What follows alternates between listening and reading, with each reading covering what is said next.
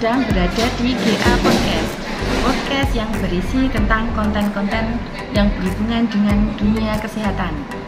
Perkenalkan, nama saya Narsrini Dwi dan teman saya Diah. Hari ini kita akan membahas tentang Gera Alamanda. Apa sih Gera Alamanda? Salah satu pavilion yang ada di Rumah Sakit Daerah Nganjuk. Di sini saya dengan Nurse Diah. Saya panggil Mbak aja ya, Mbak Dia aja ya, biar lebih enak. Mbak Dia adalah salah satu perawat di Gera Alamanda.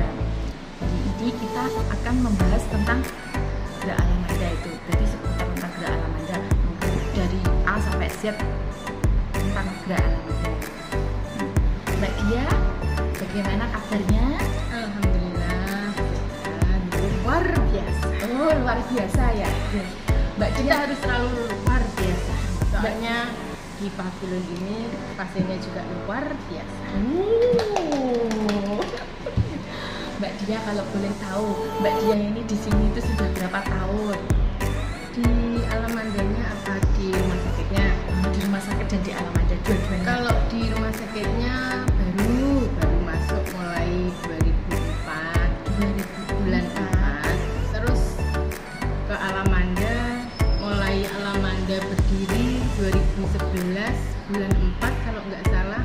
Ternyata baru Di Alamanda baru 12 tahun. baru di Alamandanya 2011. Ini ternyata sudah 12 tahun, baru 12 tahun. Berarti termasuk salah satu perawat senior yang ada di Alamanda ya teman-teman ya. Berarti sudah tahu Sama ya aja, senior, junior sama aja, semua kompeten kalau di Alamanda. seluk-beluknya Alamanda ini berarti Mbak Dia ini sudah tahu nih, sudah apa ini seluk-beluknya Alamanda. Dari mulai depan sampai belakang sampai kanan kiri itu Mbak Dia ini sudah tahu. Pojoknya Alamanda itu apa? Di luar Oke, kepala. mari kita bahas seputar Gera Alamanda ya Mbak Dia ya. Iya. Ini Gera Alamanda itu ada berapa kamar sih? Kapasitas Alamanda yang sekarang 16 kamar. Jadi terbagi jadi 2 di lantai atas, lantai 2 sama lantai 1. Oke Mbak Dia, Alamanda itu kapasitasnya berapa sih? Kapasitas di Alamanda ada 16 kamar, terbagi menjadi 2. Di lantai 2 ada 10 kamar, di lantai 1 ada 6 kamar. Tapi ada 1 kamar yang istimewa, jadi hanya orang-orang istimewa yang bisa masuk. Oh iya ya, berarti hanya satu kamar itu ya untuk orang istimewa itu itu ya. yang di lantai 1. Oke. Terus untuk Gera Alamanda sendiri itu kira-kira tarifnya itu berapa ya? Murah sekali. Gera Alamanda bisa melayani pasien BPJS hak kelas 2 pun bisa masuk ke Alamanda. Jadi untuk tarif kamar secara umum, kamar aja 300.000 per hari 24 jam. Oh iya ya. Terus untuk visit dokter 100.000, 100.000 ya. untuk makan selama 24 jam 100.000. Itu terbagi makan pagi, makan siang, snack, sama makan sore. Oh iya. Sama untuk asuhan keperawatan itu mencakup keperawatan yang kita lakukan. Misalkan contoh aspek yang kita lakukan, mengganti pampers, membantu Membersihkan. personal hygiene pasien, misalkan menyeka kalau misalkan keluarganya nggak ada yang Membantu. nungguin atau Kita bisa ada membantu. itu, ya kita bisa membantu. Oke. Berarti dari kamar, visiter, askep, sama tarif makan per hari itu di total semua 535 ya Mbak ya? Iya, Oke. Itu kalau itu pasien selama 24 jam. selama 24 jam. Belum obat sama tindakan misalkan. Oh iya, Seperti pasang infus, seperti tindakan pasang sonde, pasang kateter, itu nanti ada tarif tersendiri. Oke.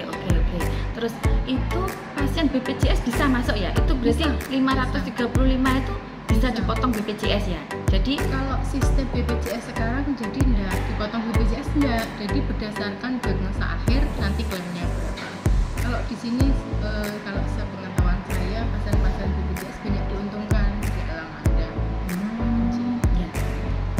pasien BPJS bisa masuk dan bisa dirawat di Gerak Alamanda. Oke. Hak rawat kelas 1 dan hak rawat kelas 2. Oke. Tapi kalau kelas 3 belum bisa ya? Belum bisa. Oke, selanjutnya Mbak Dia. Pasien dengan diagnosa apa yang bisa masuk di Gerak Alamanda ini? Kriteria apa? Kalau untuk sekarang ini semua kasus bisa masuk. Kasus opsi pun tergantung dokter di BPJP, jadi pemegang apa itu yang penanggung jawab mau nggak merawat di Alamanda. Kalau mau merawat di Alamanda ya bisa masuk di Alamanda. Semua kasus bisa masuk di Alamanda. Oke. Terus ini pasiennya misal ya, kan kalau seperti pasien mungkin sakit panas atau mungkin sakit diare itu kan masuk ke penyakit dalam. Itu mungkin sebelumnya terbiasa ke dokter A atau mungkin terbiasa dokter B, tapi dari IGD dia itu sudah konsul ke dokter C. Boleh nggak di Alamanda itu pasiennya itu berganti dokter atau mungkin memilih dokter yang sudah riwayatnya itu dirawat sama dokter tersebut? Kalau selama ini yang untuk kasus-kasus penyakit dalam selama dokter DPJP yang di IGD, dokter konsulan yang di IGD kita izin dulu, misalkan kalau di Alamanda di IGD misalkan sebelumnya dokternya dokter A, terus di Alamanda mintanya dokter B, ya kita tetap pasiennya minta yang dokter siapa, DPJP-nya tergantung pasiennya minta dokter siapa, tapi kita minta izin dulu ke dokter konsulan dari IGD. Dokter konsulan yang di IGD kalau pasiennya di Alamanda minta dirawat dokter. Kalau proses penyakit dalam seperti itu. Oke. Berarti pasien dan keluarga itu dibebaskan untuk memilih dokter yang sesuai dengan pilihan hatinya. Tapi dengan syarat kalau sudah dikonsulkan dari IGD kita masih konsul dulu, laporan dulu, konfirmasi dulu ke dokter IGD. Dokter IGD. Oke. Jadi biar nggak ada miskomunikasi di antara dua pihak. Oke. Untuk selanjutnya saya pernah melihat itu di Alamanda paling utara itu ada klinik MCU. Betul nggak Mbak Dia? Kalau ada klinik MCU? Betul. Ada klinik MCU di Alamanda. Malah mau buka poli eksekutif juga.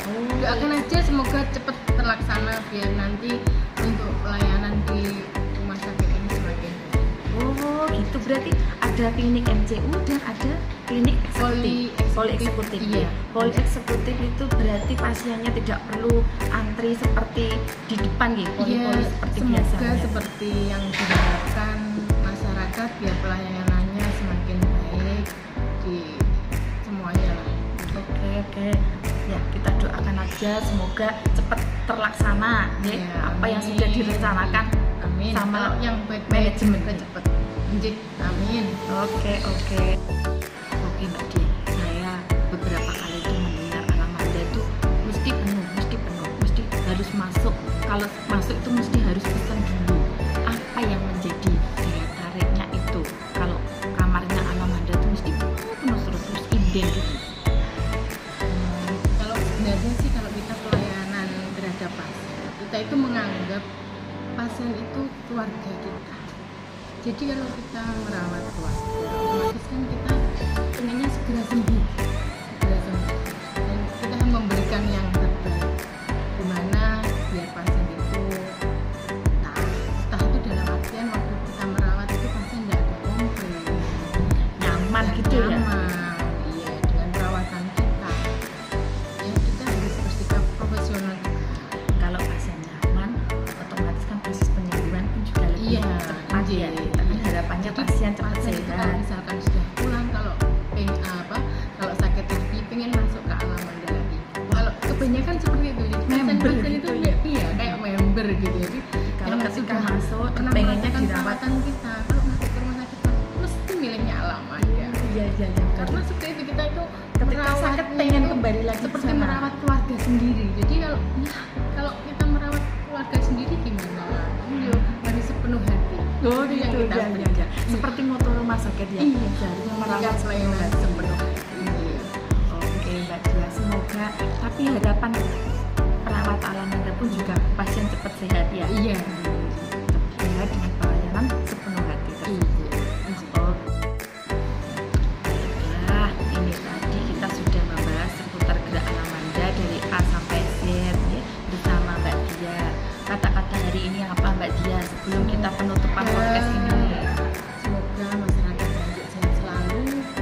Amin. Amin. Amanda paten. Oh iya. Oke. Oke, Bu. Oke, Mbak Tia, selamat bekerja lagi. Sepertinya hari ini dinas pagi, Mbak Tia. Iya. Oke. Penutupan kita, semoga kita sehat selalu. Semoga kita diberikan kelancaran dalam segala urusan. Jumpa lagi di GA Podcast. Assalamualaikum warahmatullahi wabarakatuh.